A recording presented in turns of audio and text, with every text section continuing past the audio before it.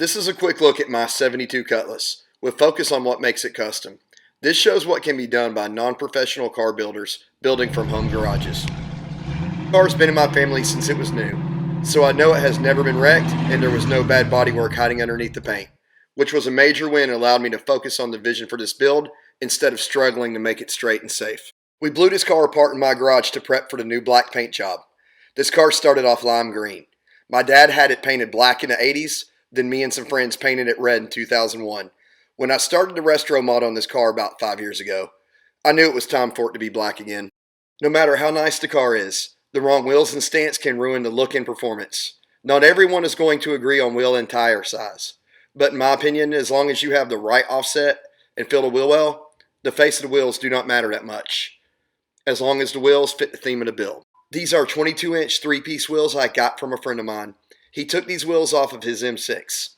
I was lucky and only had to swap out the inner barrel of the rear wheel to get the fitment I was looking for. There is no doubt that these cars had a lot of chrome from the factory, and most of it was in the bumpers. It was an absolute to shave the carriage bolts and do a slight bumper tuck to set this car apart from the rest. Getting rid of the overwhelming chrome bumpers allowed the chrome barrels of the wheels to tie into the theme of the vinyl top trim. Whether or not to install a vinyl top was probably my biggest source of indecision during this build. In the end, I decided to go back with a vinyl top, simply because this is the way I knew the car my entire life. Installing this top was surprisingly easy. LED lights have been installed all around. They work and look good against the black paint job, plus it leaves me some leftover amperage to run my accessories. We jammed as many parts as possible off of this car to ensure good paint and clear coat coverage. Coilovers and tubular control arms have been installed to improve suspension and dial in the ride height. The front brakes are aftermarket 6-piston calipers and rotors. The rear brakes are from a 2002 Camaro Z28. The rear brakes are not as big as the fronts, but allow for 17-inch wheels with tires that actually have some sidewall for hits at the drag strip. Under the hood, we have an Oldsmobile 496 stroker with a moderate cam, aluminum heads, EFI, and electronic timing-controlled ignition, hooked to a 4L80E transmission.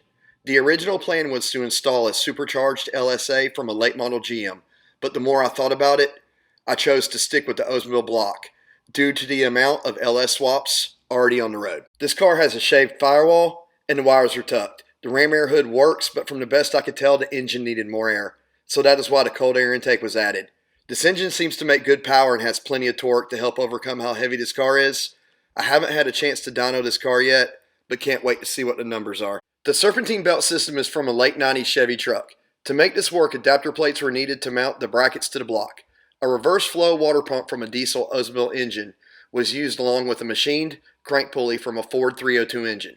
The EFI computer controls the dual electric fans to keep the engine running at proper operating temperature. Overall, the power plant has been reliable, but the car gets about 9 miles per gallon, partly due to the 373 positive traction rear gear. The front seats are from a Fox Body Mustang. L brackets are welded under the floor pan to relocate the seat mounting locations. I installed an aftermarket fiberglass console, but heavily modified it for better fitment and to keep it from looking like something you would see on a boat or an airplane. I am using the stock shifter with added detent for the extra gear provided by the overdrive transmission. The gear indicator sensor, relays, alarm, keyless entry controller, and the display gauge controllers are all mounted under the console. The buttons for the power window and door locks are aftermarket. The fog light and moonroof buttons are from a 2002 Honda Accord. The transmission controller is mounted in a compartment that was taken from a BMW. The placement of the controller allows for quick access to make transmission parameter changes, along with interface via USB for real-time data readout using a laptop. The fuel injection, timing controller, and the alarm antenna is located where the ashtray used to be. From here, to timing, target air-fuel ratio, fan kick-on speed, target idle, and many other settings can be changed. The most difficult part of this build was installing the moonroof and one-piece fiberglass headliner. These add-ons were unplanned and did not become part of the concept until the bodywork was almost complete. One Saturday morning while at the junkyard, I decided to cut the roof out of a Honda Accord to see if the moonroof could be grafted onto my car. Once installed, I quickly realized the original headliner would not work. I had to get familiar with how to use fiberglass mat and resin. Since this car was built to be a driver, modern retractable seatbelts had to be added to the front and to the rear. Originally, the rear seats had a lap belt only, and the fronts had a drop-down shoulder harness with a separate lap belt. The modern style seatbelts drastically improve the look of the interior. Motor gauges provide all information needed and is also the perfect solution for how to display what gear the car is in. The head unit has a backup camera, CarPlay, and enough outputs to drive the 7-speaker sound system.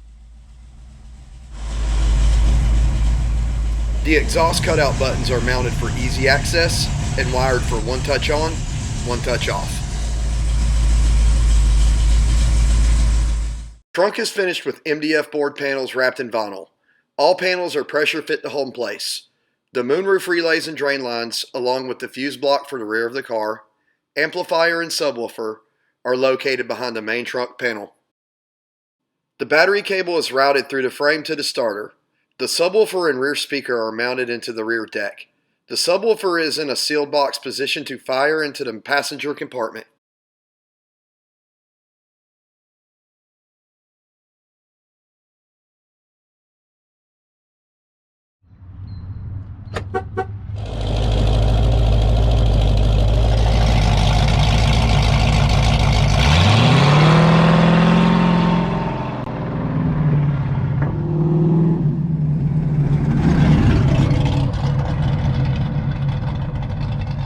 Some people may not understand why we put so much effort into our cars, and I think the answer is different for everyone that is out there working overtime to fund their project, learning new skills, staying up late, and getting up early to put their home-built customs on the road. Don't lose focus, don't give up.